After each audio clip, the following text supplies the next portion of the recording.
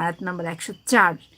এখানে একটু বলি, দেখেন স্পষ্ট আয়াত কি বলেছে সূরা আল ইমরানের 104 নম্বর আয়াতে, যে তোমরা ন্যায়ের আদেশ দাও ও অন্যায় নিষেধ করো। আজকেও এটা আমি সোশ্যাল মিডিয়াতে জার্নি শুরু করার পর থেকে সবসময় শুনে এসেছি, আপনি মহিলা মানুষ, আপনি এভাবে কথা বলেন, এভাবে ভিডিও মেক করেন, এটা তো আপনার গুনাহ হচ্ছে, আপনার পাপ হচ্ছে, আপনাকে কি আল্লাহ এই অধিকার দিয়েছে?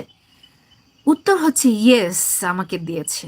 কারণ সূরা আল ইমরানের 104, তোমরা ন্যায়ের আদেশ দাও, নিষেধ করো।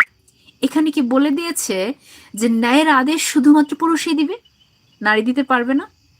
যে আয়াত বা যে বিধান নারীর জন্য প্রযোজ্য, আল্লাহ সুবহানাহু ওয়া তাআলা সে আয়াতটি বা সে বিধানটি স্পষ্টভাবে বলে দিয়েছেন।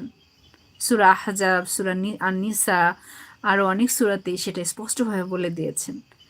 আবার যে বিধানটি পুরুষের জন্যই প্রযোজ্য, স্পেসিফিক ভাবে নারীর জন্য নয়, সেটাও কিন্তু আল্লাহ মেনশন করে দিয়েছেন। কিন্তু এই আয়াতের মধ্যে বলা হয়েছে যে হে নারী, তোমরা ন্যায়ের আদেশ দিতে পারবা না, তোমরা অন্যায় নিষেধ করতে পারবা না।